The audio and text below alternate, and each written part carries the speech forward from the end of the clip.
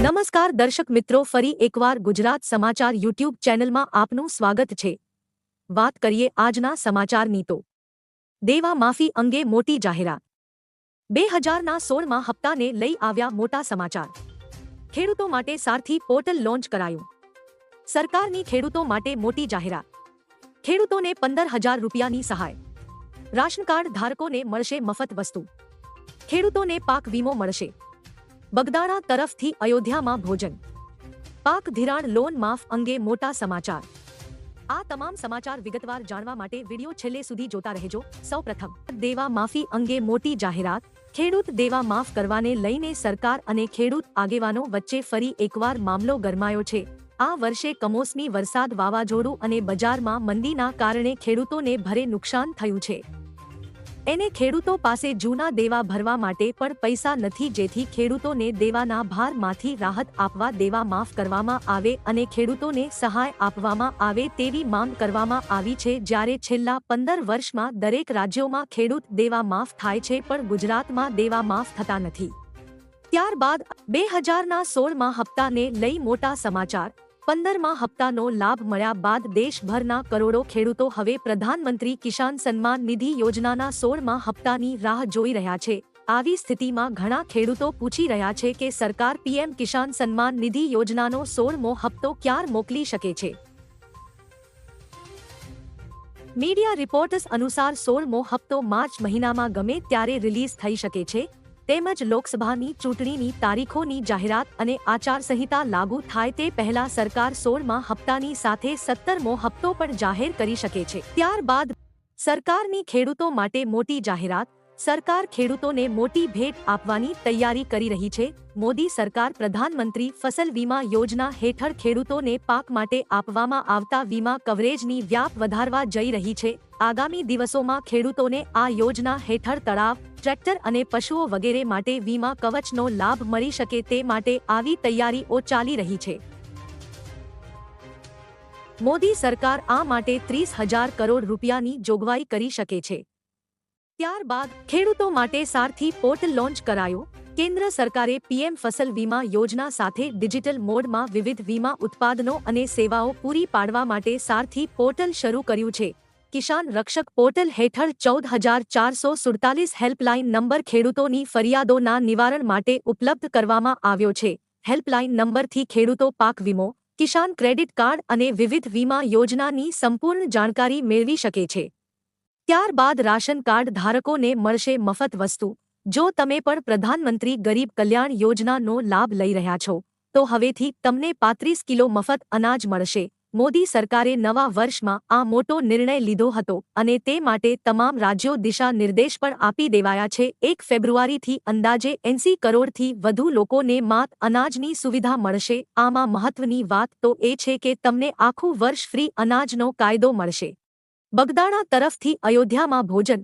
બગદાણા ગુરુ આશ્રમ દ્વારા સોમવારથી અયોધ્યામાં અન્નક્ષેત્રનો પ્રારંભ થયો છે, જ્યાં સવાર, બપોર અને સાંજ ત્રણેય ટાઈમ ભાવિકોને વિનામૂલ્યે મહાપ્રસાદ વિતરણ કરવામાં આવશે। સરકારની ખાસ મંજૂરી દ્વારા અન્નક્ષેત્ર શરૂ થઈ રહ્યું છે, જે 60 દિવસ માટે ધમધમતું રહેશે, જેમાં સવારે નાસ્તો અને બપોર, સાંજ ભોજન પીરસાશે, જ્યારે બગદાણાની જેમ જ ચાનો પ્રસાદ આખો દિવસ વિતરિત રહેશે। ખેડૂતોમાં આક્રોશ, આંદોલનની ચીમકી। દિશામાં હવે બટાટાનો સંગ્રહ કરવા ખેડૂતોને કોલ્ડ સ્ટોરેજમાં વધુ ભાડું ચૂકવવું પડશે। દિશા કોલ્ડ સ્ટોરેજ એસોસિએશનની બેઠકમાં લેબર તેમજ લાઇટ બિલ વધવાને કારણે કટાના ભાડામાં પણ વધારો કરતા ભારતીય કિસાન સંઘના આગેવાનોએ ભાડું વધારો પાછો ખેંચવાની માંગ સાથે વિરોધ કર્યો છે। ખેડૂતોની માંગ છે કે દર વર્ષે કોલ્ડ સ્ટોરેજ એસોસિએશનના સંચાલકો કોઈને કોઈ રીતે ભાડામાં વધારો કરે છે, ત્યારે જો કોલ્ડ સ્ટોરેજના સંચાલકો ભાડામાં કરેલો વધારો પાછો નહીં ખેંચે તો આગામી સમયમાં ઉગ્ર આંદોલન ચીમકી। ત્યારબાદ કૃષિ મંત્રીની મોટી જાહેરાત। કૃષિ મંત્રી રાઘવજી પટેલે જણાવ્યું હતું કે યુરિયા ખાતરની સાથે અન્ય કોઈ પણ વસ્તુ ફરજિયાત ખરીદવા અંગે સરકાર દ્વારા કોઈ આદેશ કરાયો નથી। જો રાજ્યમાં આવી કોઈ પ્રવૃત્તિઓ વિભાગના ધ્યાને આવશે તો ચોક્કસપણે તેવા વ્યક્તિઓ સામે કડક કાર્યવાહી કરવામાં આવશે।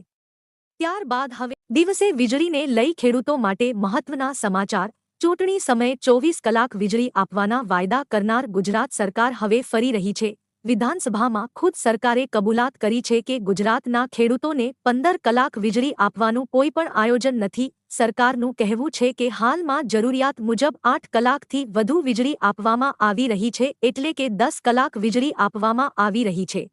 સરકારે પોતે સ્વીકાર્યું છે કે ઓછા વરસાદને કારણે 1 સપ્ટેમ્બરથી 21 સપ્ટેમ્બર સુધી રાજ્યના ખેડૂતોને 2 કલાક વધુ વીજળી અપાઈ હતી. જો કે સરકારે સ્પષ્ટ શબ્દોમાં કહ્યું છે કે હાલમાં રાજ્યમાં 15 કલાક વીજળી આપવાની કોઈ યોજના નથી. આમ ગુજરાતના ખેડૂતોએ 24 કલાક વીજળી માટે તો હજુ લાંબી રાહ જોવી પડશે. ત્યારબાદ ખેડૂતોને મળશે ₹75,000ની સહાય. 2024માં ખાસ ખેડૂતો માટે માલવાહક વાહનો ખરીદી પર નવી સહાય બહાર પાડવામાં આવી છે, જે અંતર્ગત માલવાહક વાહનની ખરીદી પર ખેડૂતોને ₹75,000 સુધીની સહાય મળવા પાત્ર થશે. નાના સીમાંત અને 80 સેન્ટ મહિલાઓને 35% અથવા 75,000ની સહાય મળવા પાત્ર થશે, તેમજ સામાન્ય તથા અન્ય ખેડૂતોને 25% અથવા 50,000 સહાય મળવા પાત્ર થશે.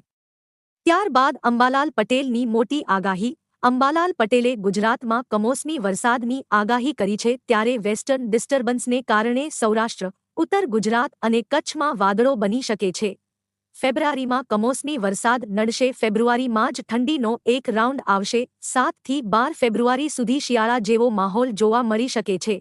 હવામાન વિભાગ મુજબ આવનારા 5 દિવસ વાતાવરણમાં મોટો ફેરફાર જોવા મળશે નહીં.